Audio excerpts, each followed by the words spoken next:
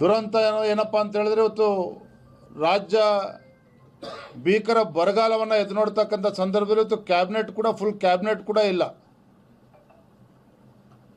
ಈಗಾಗಲೇ ಮತ್ತೆ ಶಾಸಕರ ದಂಡು ಮತ್ತೆ ದೆಹಲಿಗೆ ಹೋಗಿ ಬೀಡು ಬಿಡ್ತಕ್ಕಂಥ ಎಲ್ಲ ಸೂಚನೆಗಳು ಮತ್ತೆ ಗೋಚರ ಆಗ್ತಾ ಇದೆ. ಯಾಕೆಂತ ಹೇಳಿದ್ರೆ ಅವರ ಸರ್ವೋಚ್ಚ ನಾಯಕರಾಗಿರುವಂತಹ ರಾಹುಲ್ ಗಾಂಧಿ ಅವರು ವಿದೇಶ ಪ್ರವಾಸವನ್ನು ಮುಗಿಸ್ಕೊಂಡು ಮರಳಿ ವಾಪಸ್ಸು ಭಾರತಕ್ಕೆ ಇವತ್ತು ಕಾಲಿಟ್ಟಿದ್ದಾರೆ. ಹಾಗಾಗಿ ಮತ್ತೆ ಶಾಸಕರ ದಂಡ ದೆಹಲಿಗೆ ಹೋಗಿ ಕೂರ್ತಕ್ಕಂಥ ಸಾಧ್ಯತೆಗಳು ಹೆಚ್ಚಾಗಿದೆ. ಇದೆಲ್ಲದರ ನಡುವೆ ಇವತ್ತು PRC ಇವತ್ತೇನು ಪರ್ಮನೆಂಟ್ ರೆಸಿಡೆಂಟ್ ಸರ್ಟಿಫಿಕೇಟ್ ಕೊಡೋದಕ್ಕೆ ಹೊರಟಿದ್ರೆ ಖಂಡಿತ ಇದು ದೇಶದ್ರೋಹದ ಕೆಲಸ.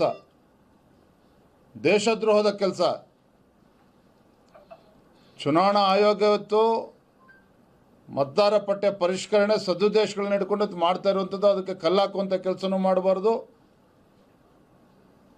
ಅನ್ನೋ ಆಗ್ರಹನ ಸಂದರ್ಭದಲ್ಲಿ ಮಾಡ್ತಾ ಇದ್ದೇವೆ. ವಿಶೇಷವಾಗಿ ಬೀದರ್ ಜಿಲ್ಲೆಯಲ್ಲಿ ನಮ್ಮ ಜಿಲ್ಲಾಧ್ಯಕ್ಷರ ನೇತೃತ್ವದಲ್ಲಿ ನಮ್ಮೆಲ್ಲ ಸಂಘಟನೆ ಮತ್ತು ನಮ್ಮೆಲ್ಲ ಶಾಸಕರುಗಳು ಕೂಡ SIR ಅನ್ನು ಭಾಳ ಗಂಭೀರವಾಗಿ ತೆಗೆದುಕೊಂಡಿದ್ದಾರೆ. ಜಿಲ್ಲೆಯ ರಾಜಕೀಯ ಪರಿಸ್ಥಿತಿಗಳ ಬಗ್ಗೆನೂ ಕೂಡ ಸಮಗ್ರವನ್ನು ಎಲ್ಲೂ ಕೂಡ ಚರ್ಚೆ ಮಾಡಿದ್ದೇವೆ. ಒಟ್ಟಾಗಿ ಒಂದಾಗಿ ಸಂಘಟನೆನ ಬಲಪಡಿಸ್ತಕ್ಕಂಥ ಕೆಲಸ ಆಗಬೇಕು ಅನ್ನುವ ಆಗ್ರಹವನ್ನು ಕೂಡ ನಾನು ಮಾಡಿದ್ದೇನೆ. ಸರ್, SIR ಬಗ್ಗೆ ಸರ್ ನೀವು ನನ್ನ ದೃಷ್ಟಿಕೋನದಲ್ಲಿ ಇಡೀ ಬೇರೆ ದೇಶದಲ್ಲಿ ಎಲ್ಲ ಕಡೆಯನ್ನು BJP ಸೀರಿಯಸ್ ತಗೊಂಡು ಕೆಲಸ ಮಾಡಿತ್ತಲ್ಲ, ಆ ಸೀರಿಯಸ್ನೆಸ್ ಇಲ್ಲಿ ಬರಲಿಲ್ಲ. ನಿಮ್ಮ ಸ್ಟೇಟ್ ಕಮಿಟಿ ಏನಿದೆಯಲ್ಲ ಅದು ಸೀರಿಯಸ್ ಆಗಿ ತಗೊಂಡಿಲ್ಲ. ಕೇಂದ್ರ ನಾಯಕರೇ ಬಂದು ಇದನ್ನೆಲ್ಲವೂ ಮಾಡ್ತಾರೆ ಅನ್ನೋ ಮನೋಭಾವನೆಯಲ್ಲಿ ಖಂಡಿತ ನೀವು SIR ಬಹಳ ಹಿಂದೆ ಬಿದ್ದಿದ್ರೆ ಅಂತ ಅನಿಸ್ತದೆ. ಖಂಡಿತ ಇಲ್ಲ. 10 ಬಾರಿ ರಾಜ್ಯದಿಂದ ನಾವು ಎಲ್ಲ ನಮ್ಮ ಮುಖಂಡರು ಶಾಸಕರ ಸಭೆನೂ ಕೂಡ ಮಾಡಿದ್ದೇವೆ, ಜಿಲ್ಲಾಧ್ಯಕ್ಷರು ಮಂಡಲಾಧ್ಯಕ್ಷ ಸಭೆನೂ ಮಾಡಿದ್ದೇವೆ. ಹಲವಾರು ಬಾರಿ ಸಭೆಯನ್ನು ಮಾಡಿ ಫಾಲೋಅಪ್ ಮಾಡೋದಕ್ಕೆ ಪ್ರತಿ ವಿಧಾನಸಭಾ ಕ್ಷೇತ್ರಕ್ಕೆ ಒಬ್ಬರು ಉಸ್ತುವಾರಿಯನ್ನು ಕೂಡ ಕೊಟ್ಟಿದ್ದೇವೆ.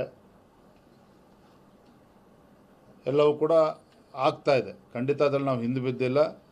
ಎಲ್ಲ ನಮ್ಮ ಕಾರ್ಯಕರ್ತರು ಕೂಡ ಅದು ಕೈ ಜೋಡಿಸಿದ್ದಾರೆ. BLA 2ಗಳು ಕೂಡ ಕೈ ಜೋಡಿಸಿದ್ದಾರೆ, BLA 1ಗಳು ಕೂಡ ಕೈ ಜೋಡಿಸಿದರೆ ಒಳ್ಳೆ ರೀತಿಯಲ್ಲಿ ಕೆಲಸಗಳು ಆಗ್ತಾ ಇದೆ.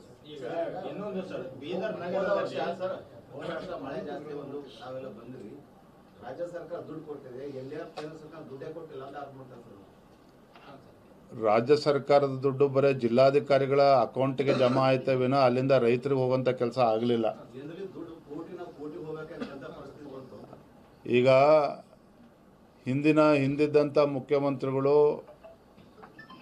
ಯಾವ ರೀತಿ ಕಪಟ ನಾಟಕ ಆಡಿದ್ರು, ಕೇಂದ್ರದಿಂದ ಬರ್ತಕ್ಕಂಥ ಅನುದಾನವನ್ನು ಯಾವ ರೀತಿ ದುರ್ಬಳಕೆ ಆಗಿದೆ ಅಂತಕ್ಕಂಥದ್ದು ಕೂಡ ನಾವು ನೋಡಿದ್ದೀವಿ. ಎಸ್ಟೇಟ್ ಡೆವಲಪ್ಮೆಂಟ್ ಕಾರ್ಪೊರೇಷನ್ನಲ್ಲೂ ಕೂಡ ನೋಡಿದ್ದೀವಿ, ಜಲ್ ಜೀವನ್ ಮಿಷನ್ನಲ್ಲೂ ಕೂಡ ನಾವು ನೋಡಿದ್ದೀವಿ. ಕೇಂದ್ರ ಸರ್ಕಾರದ ಯೋಜನೆ ಬಡವರಿಗೆ ತಲುಪಬಾರ್ದು ಅನ್ನುವ ಒಂದು ಷಡ್ಯಂತ್ರ ಈ ಸರ್ಕಾರದಲ್ಲಿ ಏನು ನಡೀತದೆ ಅನ್ನೋದು ಕೂಡ ಇವತ್ತು ಜನರ ಮುಂದೆ ಗೊತ್ತಿದೆ.